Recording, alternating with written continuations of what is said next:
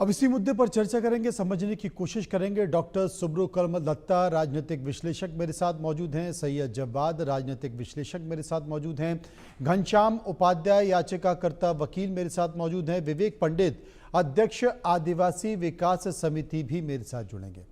सबसे पहले हम चर्चा करेंगे आज सुप्रीम कोर्ट की कि सुप्रीम कोर्ट में याचिका लगाई गई। उपाध्याय जी मेरे साथ मौजूद हैं। महाराष्ट्र मराठा भाषा विवाद को लेकर उपाध्याय जी, आपने सुप्रीम कोर्ट में एक याचिका दायर की थी। आज सुप्रीम कोर्ट में उस याचिका पर आखिर सुप्रीम कोर्ट ने कहा क्या, थोड़ा हमारे दर्शकों को विस्तार से बताएं। आज देखिए, सुप्रीम कोर्ट में मैटर हियरिंग के लिए आया तो बेंच जो था चीफ जस्टिस गवई साहब का बेंच था और कोर्ट क्या मैटर को पूरा सुनने के मूड में बिल्कुल नहीं थी। कोर्ट का ऐसा ओपिनियन था, व्यू था कि हमको हाई कोर्ट में जाना चाहिए, जबकि हमारा ऐसा मानना है कि हाई कोर्ट के क्षेत्राधिकार में नहीं आता है। तो हमने जो इशू रेज किया है बहुत लार्जर इशू है। हम इसमें गाइडलाइंस चाहते थे।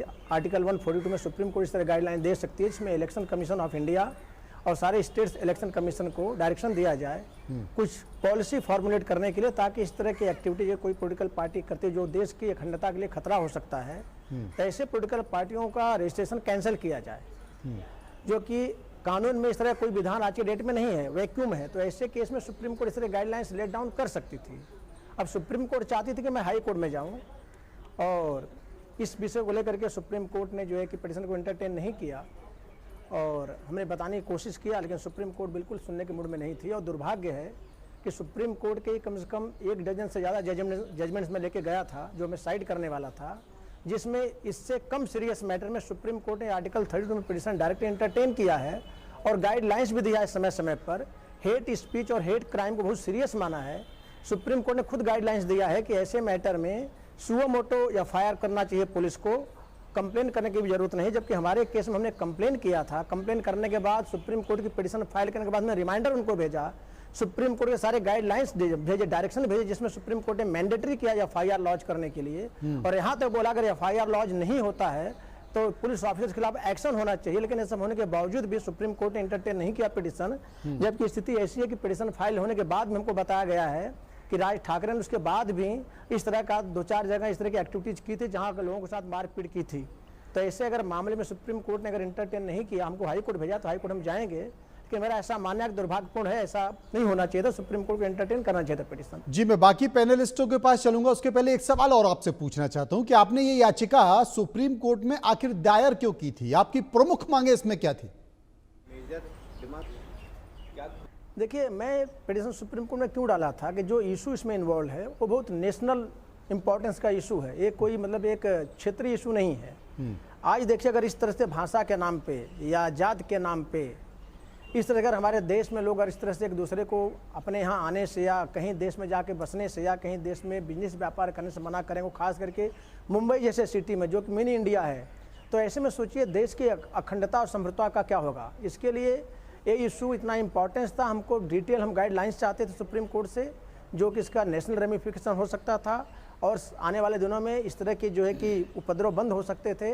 लार्जर इशू था जो कि हमारे हिसाब से हाई कोर्ट के क्षेत्र के बाहर है, इसके लिए हम सुप्रीम कोर्ट में आए थे। जी, आप रहें हमारे साथ, बाकी के पैनलिस्ट के पास भी चलूंगा। डॉक्टर सुब्रकमल दत्ता मेरे साथ मौजूद हैं। डॉक्टर दत्ता, साफ तौर पर आपने देखा, उपाध्याय साहब भी इस बात का जिक्र कर रहे थे कि भाई सुप्रीम कोर्ट से हमने कहा कि ये एक बड़ा विषय है, ये राष्ट्रीय महत्व का विषय है। आज तमाम हिंदी भाषी या दक्षिण भाषी लोगों की पिटाई मराठी के नाम पर मुंबई में हो रही है। कल को हो सकता है कि ये अगर नहीं रुकी और ऐसे ही लोग पिटते रहे तो देश भर के दूसरे राज्यों में जो मराठी लोग हैं उनके प्रति लोगों का गुस्सा निकल कर आए, वहाँ भी मारपीट शुरू हो जाए। लेकिन उपाध्याय साहब ने कहा कि सुप्रीम कोर्ट ने एंटरटेन नहीं किया और कहा कि आप जाइए, आप हाई कोर्ट में से दायर कीजिए। लेकिन सबसे बड़ी बात है कि जिस तरीके से महाराष्ट्र में, मुंबई में हर रोज़ वहाँ पर लोग पीटे जा रहे हैं, पुलिस प्रशासन कुछ नहीं कर रहा है, सांकेतिक तौर पर कार्रवाई कर देता है और उसके बाद फिर लोग जाते हैं, वो चाटे मारना शुरू कर देते हैं, दुकान बंद कराना शुरू कर देते हैं, तोड़फोड़ शुरू कर देते हैं। मतलब सत्ता का इकबाल कहाँ है? देखिए, मैं समझता हूं कि सबसे पहली बात तो यह है कि यह दुर्भाग्यपूर्ण है कि माननीय सुप्रीम कोर्ट ने इस पे सुओ मोटो कॉग्निजेंस नहीं लिए। माननीय सुप्रीम कोर्ट को लेना चाहिए था इस पे सुओ मोटो कॉग्निजेंस। अब बात आती है कि ये बेशक देश के अखंडता और संप्रभुता के ऊपर बहुत बड़ा खतरा है। इस तरह का लिंग्विस्टिक विवाद अगर देश में फैलता रहेगा तो देश के अखंडता पे बहुत बड़ा चुनौती होगा।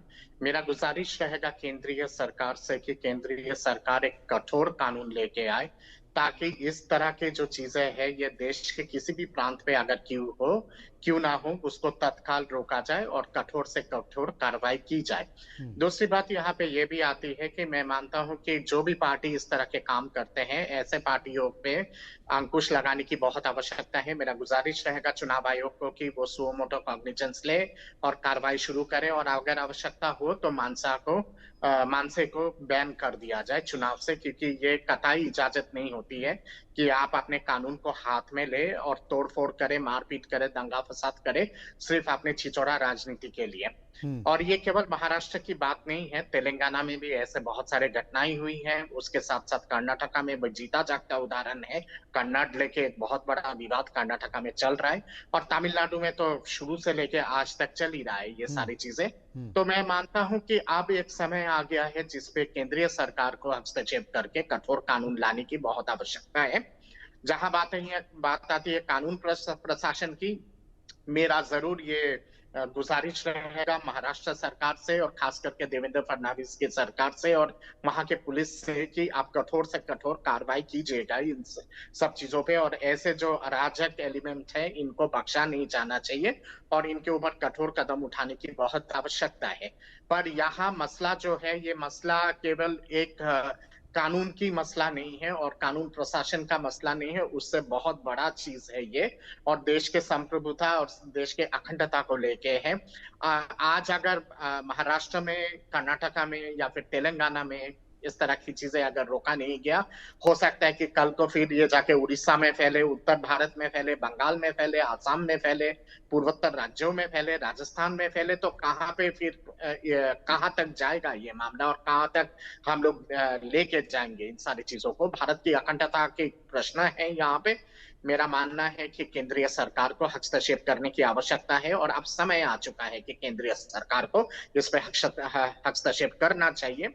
मानसून से सदन दोबारा फिर शुरू होगा आपके 15 अगस्त के बाद, जब मेरे ख्याल से 20-22 अगस्त के आसपास से दोबारा शुरू होगा और अगर आवश्यकता हो तो इस पे लोकसभा राज्यसभा में गंभीरतापूर्ण चर्चा होने की जरूरत है और उसके बाद कानून पे संशोधन करने की बहुत आवश्यकता है ताकि पैन इंडिया लेवल पे कठोर नीति अपनाया जाए, कठोर कानून अपनाया जाए और ऐसे तत्वों को बाकायदा बिल्कुल इजाजत नहीं है क्योंकि ये सब के सब संविधान के विरोध में काम कर रहे हैं और जो संविधान का उल्लंघन करता है ऐसे पार्टियों को कोई इजाजत नहीं है राजनीति करे किसी भी क्षेत्र पे क्यों ना जी हो। सैयद जब्बाद मेरे साथ मौजूद है। सैयद जब्बाद, आप क्या मान रहे जी मनोज भाई, सभी को मेरा जय हिंद, जय हैं? जी संविधान।